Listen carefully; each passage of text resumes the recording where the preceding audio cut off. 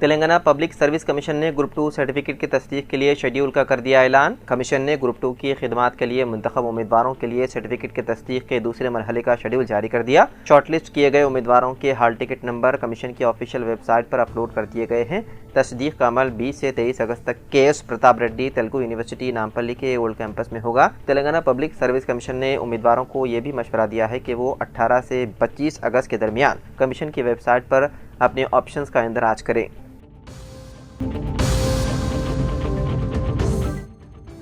NDRF की टीमों ने एक लापता शख्स की तलाश शुरू कर दी जो तेलंगाना में शदीद बारिश की वजह से कड़ेम प्रोजेक्ट के दरवाजे खोले जाने के दौरान तेज पानी के बहाव के दरमियान फंस गया था।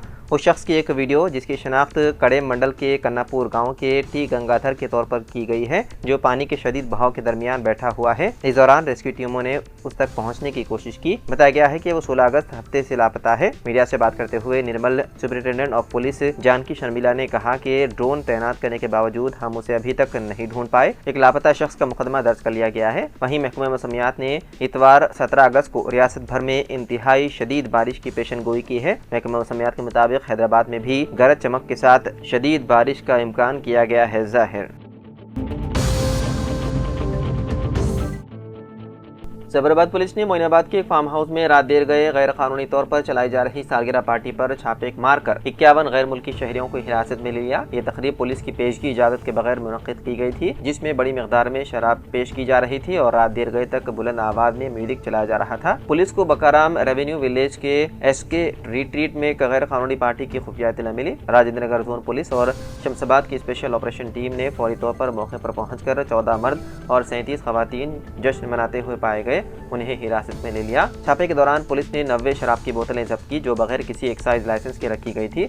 पार्टी में इस्तेमाल होने वाले लाउड स्पीकर भी जब्त कर लिए गए। हिरासत में लिए गए गैर मुल्की शहरियों का ताल्लुक 11 मुख्तलिफ ममालिक से है। उनमें सबसे ज्यादा 37 अफराद युगांडा से थे। पुलिस ने फौरी तौर पर इमिग्रेशन हुकाम को तलब किया ताकि सफरी वीज़ों और हिंदुस्तान में क़याम के मकासद की जांच की जा सके। तहकीक़ात के बाद 6 खवातीन और 9 मर्द जिनके पास दुरुस्त कागजात थे रिहा कर दिया गया। दीगर के खिलाफ ब्यूरो ऑफ इमिग्रेशन ने पाबंदी के अहकाम जारी करते हुए उन्हें होल्डिंग सेंटर मुंतकिल कर दिया गया। तहकीक़ात के दौरान ये भी इंकशाफ हुआ है कि वहाँ मौजूद 2 खवातीन और 1 मर्द को पहले गांजा इस्तेमाल करने के मामलात में पकड़ा जा चुका है।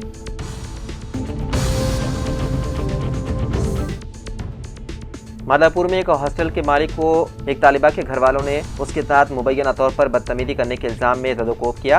रिपोर्ट के मुताबिक मुलजिम शख्स की शनाख्त सत्य प्रकाश के नाम से हुई है। उसने मुबैना तौर पर एक लड़की के साथ बदतमीजी की जो नीट इम्तिहान की तैयारी कर रही थी। वाक़े की इत्तला मिलते ही लड़की के घर वालों ने मुबैना तौर पर हॉस्टल पहुँचकर उस पर हमला कर दिया। इस वाक़े की वीडियो सोशल मीडिया पर वायरल हो गई, जिसमें देखा जा सकता है कि कुछ लोग कुर्सियां और फर्नीचर तोड़ते हुए देखे गए। मुलजिम को हुजूम से भागने की कोशिश करते हुए भी देखा गया। बाददां पुलिस ने जाए वक़ू पर पहुंचकर उसे हिरासत में लेते हुए पुलिस स्टेशन मुंतकिल कर दिया गया।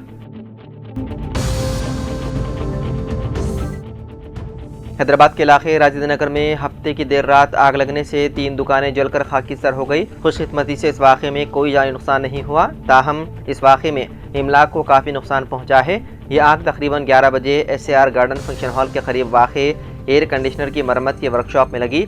आग के शोले तेजी से करीबी चिकन शॉप और प्याज के गोदाम तक फैल गई। सूरत हाल से निपटने के लिए मुख्तलिफ स्टेशनों से 3 फायर टेंडर्स को मौके पर तैनात कर दिया गया और 2 घंटों की कड़ी मशक्क़त के बाद आग पर काबू पा लिया गया। इब्तिदाई तहक़ीक़ात से पता चला है कि AC की मरम्मत की दुकान में शॉर्ट सर्किट से ये आग लगे। हुक्काम असल वजह का तयन करने के लिए मज़ीद तहक़ीक़ात कर रही है।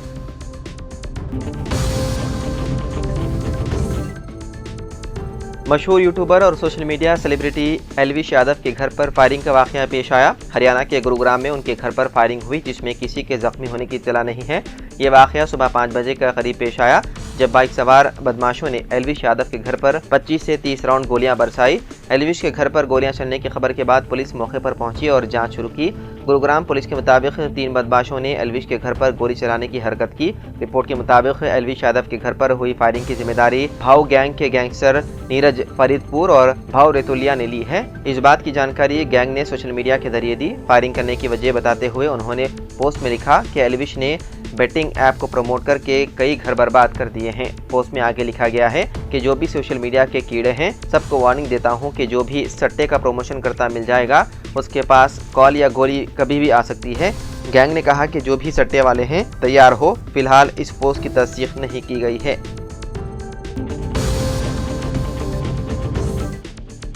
रियासत तेलंगाना में मारवाड़ी गो बैक मुहिम जोर पकड़ती जा रही है। ताजिरों ने पीर को आमंगल मंडल में बंद का ऐलान किया है। ताजिरों ने इल्ज़ाम लगाया है कि राजस्थानी और गुजरातियों ने आमंगल आकर कारोबार कायम किया है, जिससे मुकामी ताजिरों को नुकसान हो रहा है। मारवाड़ी अपनी दुकानों में 50% डुप्लीकेट मसनूआत फरोख्त कर रहे हैं। ये मुकामी तेलंगाना के ताजिरों को सख्त मुकाबला दे रहे हैं। मारवाड़ी बरादरी एक कारोबारी बरादरी निज़ाम के दौर में हैदराबाद हिजरत कर गए। तब से 1948 में रियासत हैदराबाद के इंडियन यूनियन के साथ इल्हाक के बाद कम्युनिटी अहम बाजारों में कारोबार में मसरूफ़ है।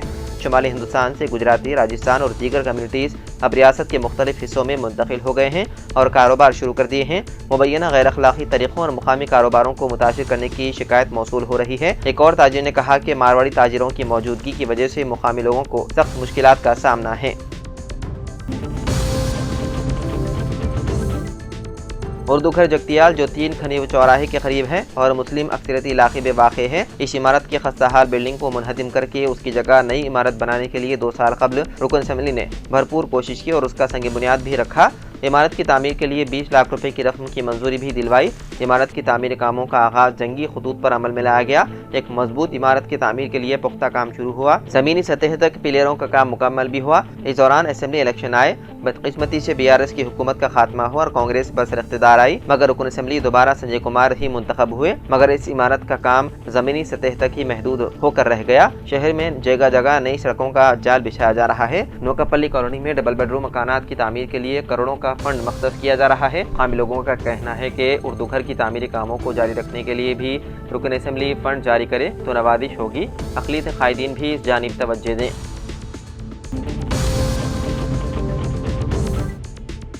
मुल्क भर की तरह हैदराबाद में भी वोट धोखाधड़ी के इल्जामात के दौरान कांग्रेस लीडर मोहम्मद फिरोज खान ने मजलिस के सदर असदुद्दीन ओवैसी को चैलेंज किया कि वो कुरान पर हाथ रखकर कसम खाएं कि हैदराबाद में वोट चोरी नहीं की गई। मीडिया से बातचीत के दौरान फिरोज खान ने कहा कि हैदराबाद रुकन पार्लियामेंट का दावा है कि आम इंतखाबात के दौरान हैदराबाद पार्लिमानी हल्के में या फिर नामपल्ली असम्बली हल्के में असम्बली इंतखाबात साल 2023 के दौरान कोई धांधली नहीं हुई। फिरोज खान ने कहा कि मैं असदुद्दीन ओवैसी को चैलेंज करता हूँ कि वो अपने वालिद की तरह कुरान पर हाथ रखकर कसम खाएं। फिरोज खान ने कहा कि अगर असदुद्दीन ओवैसी कुरान पर हाथ रखकर ये दावा करते हैं कि हैदराबाद या नामपल्ली में वोट चोरी नहीं हुई तो अपने इल्जामात पर रुकन पार्लियामेंट हैदराबाद से मादरत ख्वाही करेंगे और ये मसला फिर कभी नहीं उठाएंगे।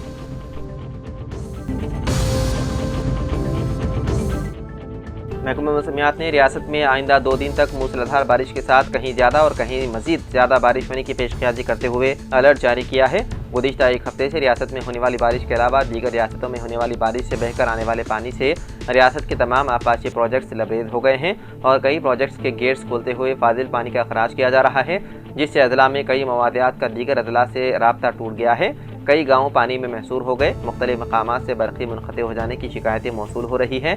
मुख्तलिफ अजला बिलखुसूस आदिलाबाद, मुलुग और निर्मल वगैरह के कलेक्टर्स ने नशीबी इलाकों में रहने वाले अवाम को महफूज मकामात पर मुंतकिल करते हुए उन्हें बुनियादी सहूलतें फराहम कर रहे हैं। महकमा मौसमियात ने ताज़ा तौर पर मज़ीद 2 दिन तक बारिश होने की पेशकयाशी की है।